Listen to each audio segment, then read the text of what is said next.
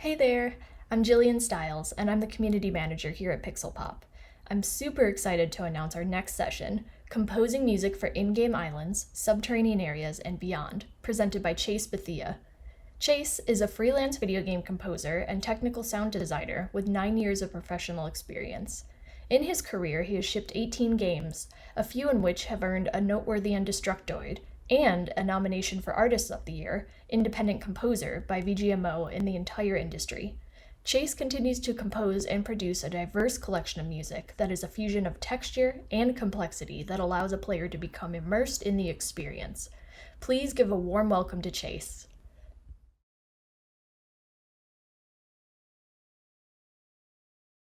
Hello, welcome to my talk, Composing Music for In-Game Islands, Subterranean Areas, and Beyond. I'm Chase Bethea. I'm a freelance composer and technical sound designer. I've been working in the industry for about 9 years, and I've shipped about 18 titles.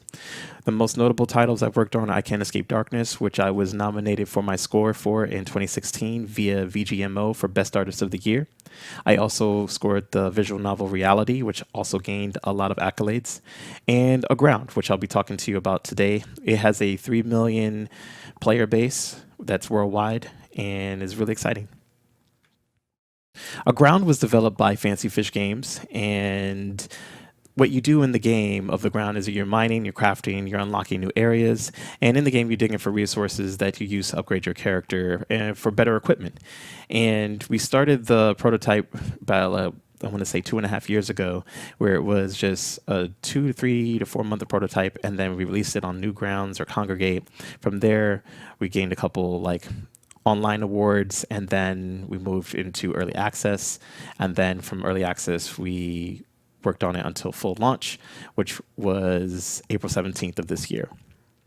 But in the game, you can either take a magic path or a science path, and you can build spaceships, or you can fly dragons, or you can make a dragon spaceship. And this is what really gravitates and pulls people in. Some people relate it to Dig Dug, some people relate it to other games that look similar in the art style in that format. But Aground is really its own unique sound and body feeling. Like you really feel like you're in a different world in the space there. And so my job is to think, what does the music serve the purpose for? Well, it's exactly that. It is to serve the purpose of identifying what each area sounds like for when the player is spending so much time there. Whether you're in underneath the water, or if you're on a different planet, or if you're just on one of the small islands just gathering so many materials to build up your character and your equipment and progress in the story. Aground is about progression overall, and so I really wanted the music to mirror that. So the main theme that we had to focus on was no sky limits and no boundaries. This is Aground's theme. So you'll hear a little bit of what that's like in an example I'm going to play for you in a bit. But I wanted to distinguish what it was when you're above ground and underground. And so primitive tech is the underground theme. And the goal of having the two themes is to have the player retention. These players are going to be with the games for so many hours. It's not a grinding game. It's just about gathering everything that you kind of need to put together, but it takes a couple of hours to do so. So player retention is extremely important, and ear fatigue is real, and I didn't want that to happen. So I went through the process with something called through compose. Through compose is a musical term, and it's typically aligned with how you would know your typical song form. But instead of it being returning to things that you're familiar with all the time, it evolves, just like we never know what the player's going to do, so it evolves with that. And since Aground compounds upon that, I made it super meta to kind of be aligned with it. So it just basically means that I'm writing in different sections of the music so that it can grow and grow and grow and keep the player interested. Here's an example.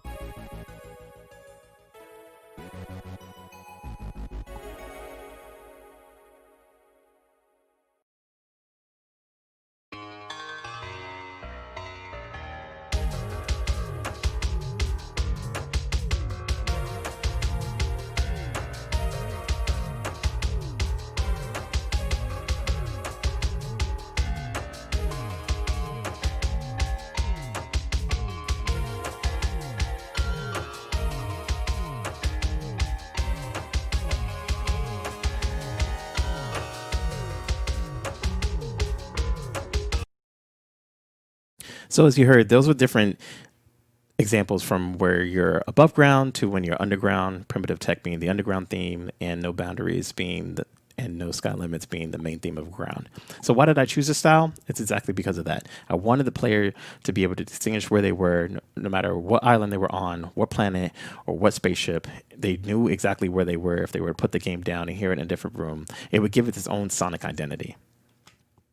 And to do this, I kind of created and worked with an asset sheet. This gave the best communication between me and the development team to understand exactly what the descriptions would be, what the file format would be to speak to the game engine, and exactly what areas and names would be for the correspondence to where the player is in the game. And this is the best way of organization I found. So I decided to go with this. I typically work with this when you're in game development, and it's super helpful. Specific synth selections, this is what really created the soundboard for Aground overall. So I have the Panzertech PM4. It replicates a YM2612 chip, which the Sega Master System and the Sega Genesis kind of use. So it was really good for that. Sprite had its own little character for like really little leads and melodies, such things. The Korg Poly 6 I used in some bass lines. The Futura synth I used for like pads and swells. The Autogun synth was a really good, nice like lead sound. And then when I visited Yamaha headquarters a couple years ago, I was reminded through their history that the Yamaha SY85 was a keyboard, and that sounds that it had in there, they were used in game compositions from the 80s and the 90s. And so I thought I'd bring that into the Aground sound world as well. So some of the synths that I had mentioned will be used in this example. So when I wrote Grimoire Architect, the brief was that it should be a sci-fi and futuristic reminiscent of high science, but slower and ambient. So overall, what they were saying is like, you're on this island, but you got magic down. You really have a good handle on it. And the player needs to feel like once they're on that path, that they have these resources and they feel that overall. And so I wanted the music to amplify that a lot more. So I used some of Yoko Shimomura's examples from Kingdom Hearts 2, from Jake Kaufman, from Shovel Knight. But I also designed a music modulation type of thing, and this is one of my journal entries, whereas I can kind of pivot and utilize any different area along with the through compose style of whatever music mode I wanted to kind of go to. So it will sound a little bit different, but it will sound cohesive because I can always go back to it. It's kind of like a bridge, but I'll show you an example right now.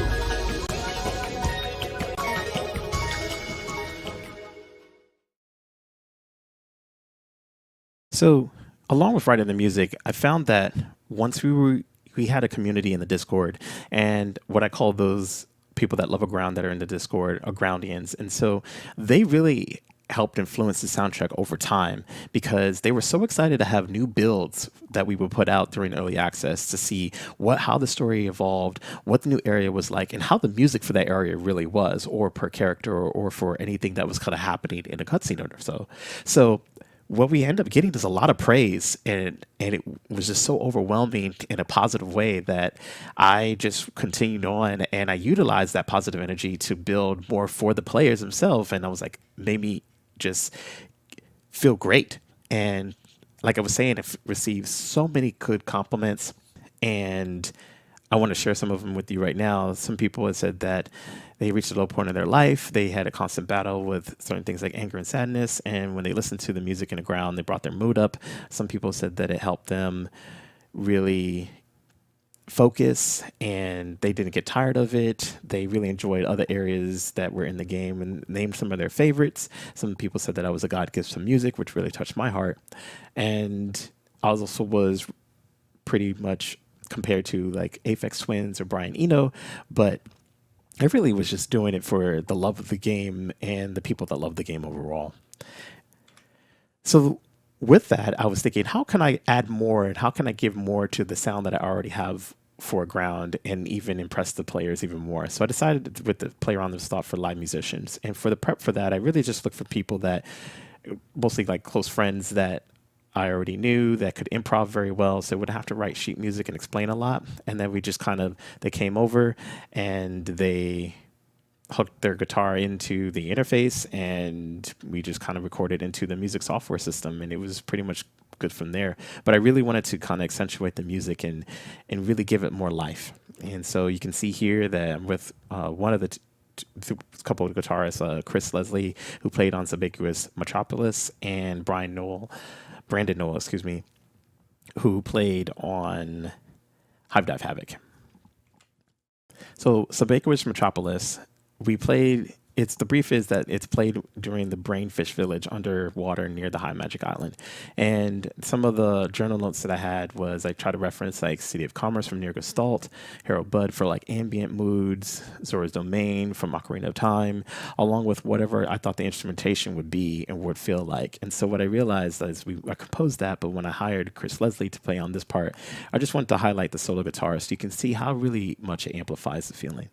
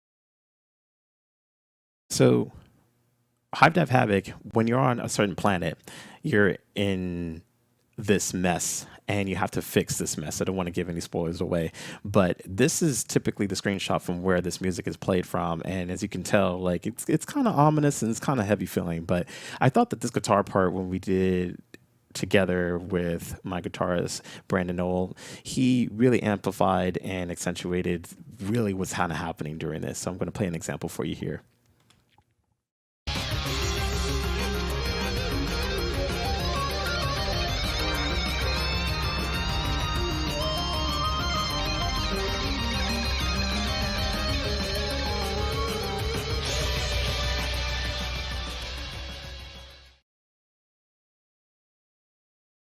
So I want to talk a little bit about the technical sound design. And what technical sound design is just someone that really takes the music and puts it into the engine, maybe using a software called audio middleware, whereas in that software can talk to the game engine and say, hey, this is where we play the music or the sound.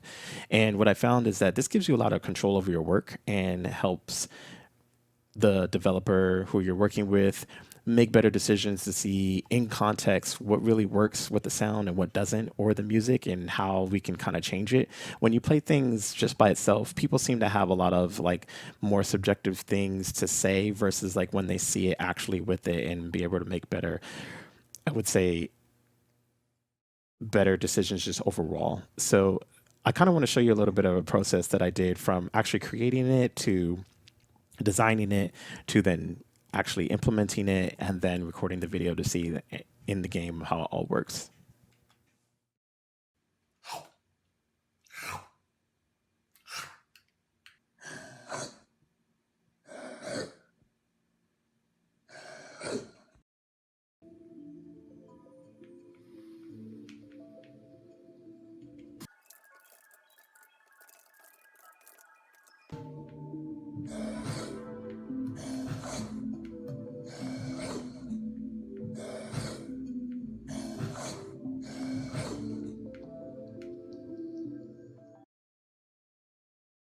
So you can see like how really that goes from hearing something where you don't think it's gonna kind of fit or may not fit like out of context versus like when you're in there, you're like, oh, that's kind of unique and that's kind of different and adds a little bit of a sonic identity, like I was speaking about earlier, to that world. And that's typically like the best approach I found that is really good. So I just kind of want to recap and go over some takeaways with you all. The through compose method for writing helps really avoid a lot of monotonous loops and keeps the player retention. Live musicians are always better and they help all the time, no matter what kind of music you're making. And implementing the sounds and recording the video is really helpful and also really just kind of just adds a extra presentation. It's a little bit more work, but I think it just helps along with the development process and keeps things moving going forward. Thanks for watching the talk today. If you have any questions at all, feel free to follow me on Twitter or reach out to me and send me an email. Thanks for watching again. I appreciate you. Take care. Thank you so much to Chase for such an incredible presentation. And thank you everyone for watching. Make sure to continue the discussion and participate in the live Q&As in our Q&A breakout room in the Pixelpop Discord server, which can be found at discord.gg/pxp. Now, stay tuned. You won't want to miss out on the next batch of featured games, Garden Story and She Dreams Elsewhere.